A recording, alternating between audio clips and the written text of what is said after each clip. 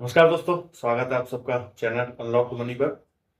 आज हम बात करेंगे शेयर के बारे में कि हमें शेयर कैसे खरीदना चाहिए और खरीदते समय किन किन चीज़ों का हमें ध्यान रखना चाहिए। तो सबसे पहले तो मैं आपको बता देता हूँ कि आप शेयर कैसे खरीद सकते हो। सबसे पहले आपके पास डीमैट अकाउंट होना चाहिए, और डीमैट अकाउंट होने के लिए आपको किसी बैंक या किसी जन सेवा केंद्र पर कहीं भी जाने की जरूरत नहीं है। आप अपने मोबाइल से घर बैठे अपना डीमैट अकाउंट ओपन कर सकते हैं। इसके लिए हमारे पास कई सारे प्लेटफॉर्म्स या एप्लीकेशंस हम कह सकते हैं। मैं दो चार एप्लीकेशंस आपको एग्जांपल बता देता हूँ। सलाह नहीं है, आपको अपने मन से ही एप्लीकेशन चूज करना होता है, और एप्लीकेशन कैसे आपको चूज करना है वो मैं आपको बता देता हूँ। एप्लीकेशन चूज करते समय आपको ये देखना है कि कौन सा एप्लीकेशन कितना एएमसी चार्ज करता है, यानी एनुअल मेंटेनेंस चार्ज। वो एक साल का कितना चार्ज कर रहा है। दूसरा, किसी शेयर को खरीदने या बेचने पर कितना टैक्स चार्ज कर रहा है और किस तरीके का टैक्स चार्ज कर रहा है। ये सब चीजें आप अपने हिसाब से एनालिसिस करके और अपने हिसाब से एक कोई एप्लीकेशन चुनिए और उससे आप अपना डीमैट अकाउंट ओपन कीजिए। एप्लीकेशंस के नाम मैं बता देता हूँ। पेटीएम मनी, ग्रोमोर, angel one, Zerodha, HDFC securities, India money, five paisa, upstox, Motilal Oswal, यानी कम से कम 10 हैं। तो आपको अपने हिसाब से अच्छे से चुनना है और एक सिलेक्ट करके अपने हिसाब से कोई से भी एप्लीकेशन से डीमैट अकाउंट ओपन कीजिए। डीमैट अकाउंट ओपन होने के बाद आप शेयर खरीदने के लिए एलिजिबल हो जाते हैं, क्योंकि आप अपने बैंक अकाउंट से पहले डीमैट अकाउंट में पैसा ट्रांसफर करेंगे।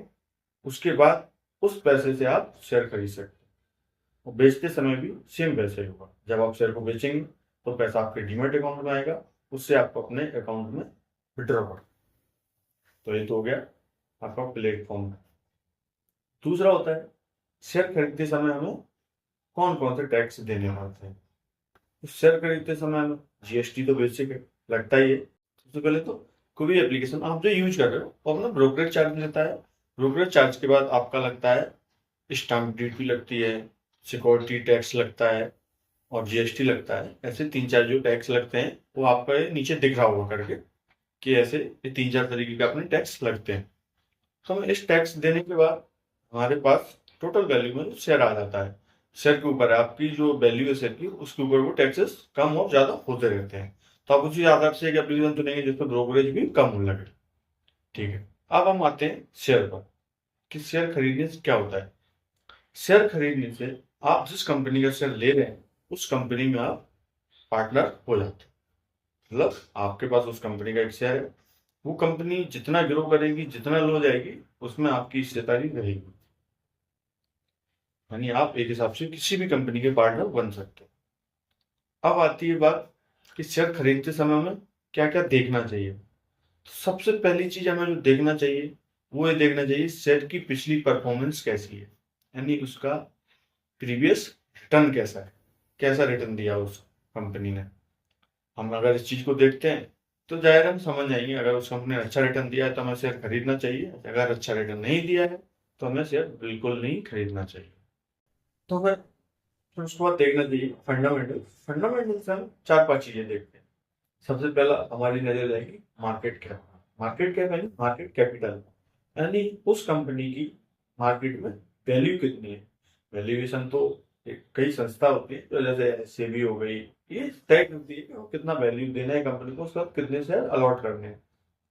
तो ये होता है मार्केट कैप, उसके पास कितना वैल्यू है, उस कंपनी की वैल्यू क्या है मार्केट में। दूसरा हमें देखना होता है प्राइस अर्निंग रेशियो। इन सब चीज के बारे में मैं डेप्थ में बाद में बताऊंगा, पर जितना अच्छा ये सब चीज अपर रहेगा उतना ज्यादा अच्छा रहेगा। डेप्थ डेप्थ भी देखना होता है, डिविडेंड कितना देती है, इसका अर्निंग रेशियो क्या है शेयर का, ये सब चीजें हमें देखनी होती है। उसके बाद हमें जो चीज सबसे महत्वपूर्ण है वो क्या देखनी होती है, कंपनी की रेटिंग। यानी जो स्टॉक आप ले रहे हो उसका रेटिंग क्या है, सेक्टर वाइज रेटिंग क्या है, और उस पर तीन चार चीजें होता है, ओवरऑल रेटिंग क्या है, अर्निंग रेटिंग क्या है, ये सारी चीजें वो दिखाता है। इंडस्ट्री में रेटिंग क्या है, और उसी हिसाब से हमें देखना होता है किस कंपनी के जो इन्वेस्टर हैं वो कैसे हैं, मतलब किस सेक्टर से ज्यादा इन्वेस्टर उसमें है। तो इन्वेस्टर का मतलब होता है कि जो उसमें इन्वेस्ट कर रहे हैं। कौन कौन उसमें ज्यादा इन्वेस्ट कर रहा है, परसेंटेज भी निकाल सकते हो। जैसे इन्वेस्टर आप और हम भी आते हैं, आप और हम कहाँ में आते हैं, रिटेलर्स में। और प्रमोटर्स, प्रमोटर्स का मतलब जो उस कंपनी में बड़ा हिस्सा रखते हैं वो उनको हम प्रमोटर्स बोलते हैं। जैसे कई कंपनियों का प्रमोटर्स होते हैं, भारत सरकार खुद होती है, जैसे कोल इंडिया है, सेल है, एनटीपीजी है। ऐसी कई कंपनियां हैं जिनका एक बड़ा हिस्सा भारत सरकार के पास होता है, यानी स्टॉक जो सबसे ज्यादा है वो भारत सरकार का रहता है हिस्सेदारी। रिटेलर में आती है, जैसे आप और हम जो भी स्टॉक खरीदते हैं वो रिटेलर में आते हैं। फिर आते हैं FIIs, यानी फॉरेनर जो इन्वेस्टर होते हैं वो। फिर आते हैं DIOs, डोमेस्टिक इन्वेस्टर्स। और उसके बाद आता है म्यूचुअल फंड। म्यूचुअल फंड के बारे में आपको बता चुका हूँ। तो म्यूचुअल फंड भी स्टॉक्स में इन्वेस्ट करता है। केवल वो इसलिए हम लोग म्यूचुअल फंड बनाते हैं ताकि हम लोग को ज्यादा जानकारी नहीं, तो हम फंड में डालना, फंड ऑटोमेटिकली काम करता रहता है, उसके लिए होता है। आप सबको समझ आ गया होगा कि हमें स्टॉक लेते समय किन किन चीजों का ध्यान रखना होता है। उसकी ऑल टाइम परफॉर्मेंस जरूर देखें हम। किसी भी स्टॉक को लेने से पहले उसकी ऑल टाइम परफॉर्मेंस देखना बहुत जरूरी है, उसने कैसा रिटर्न दिया है। हाँ, और उसके बाद हमें ये नहीं सोचना चाहिए कि मैं कुछ जाऊँ डालूंगा, आज पैसा डालूंगा और अगले महीने डबल हो जाएगा, 2 साल बाद डबल हो जाएगा। ऐसा बिल्कुल नहीं। आप एक छोटा सा गोल बनाइए, उस गोल के अकॉर्डिंग अपने पैसे को इन्वेस्ट करिए। जैसे मुझे 5 साल बाद अपने बच्चे को पढ़ने भेजना है, या 5 साल बाद मुझे कहीं प्लॉट लेना है, या 10 साल बाद मुझे शादी करनी है किसी की, तो इन सब चीजों के हिसाब से आप गोल बना के अगर किसी अच्छी कंपनी में इन्वेस्ट कर रहे हो तब तो बेटर है। बट आपको लगता है कि मेरे पास पैसा रखा हुआ है, मुझे कॉलेज की फीस भरनी है, या कहीं टूर पे जाना है, या मुझे अभी घर में किसी की शादी है अगले साल है, मैं अभी डाल देता हूँ अगले साल पैसा बढ़ जाएगा, तो इसकी कोई गारंटी नहीं है। आपका पैसा कम भी हो सकता है, शेयर मार्केट गिर भी सकती है, कई इन्फ्लेशन आते रहते हैं। कहीं अगर वॉर सिचुएशन क्रिएट हो गई बड़े बड़े नेशंस में, तो भी आपका मार्केट डाउन जाने लगता है। आप जिस कंपनी का, जिस सेक्टर का आप शेयर ले रहे हो, उस सेक्टर का अगर सीजन के हिसाब से भी देखा जाए, जैसे मान लीजिए हम AC कूलर की कई कंपनियां होती हैं, उनके शेयर सर्दियों के हिसाब से नीचे गिरने लगते हैं। तो ऐसा कई रीजन होते हैं। या कोई रिपोर्ट आ जाती है, जैसे कोई रिपोर्ट आती है, हिंडनबर्ग रिपोर्ट होती है, अपने इंडिया में भी कई रिपोर्ट्स होती हैं जो कई चीजों को दिखाती है।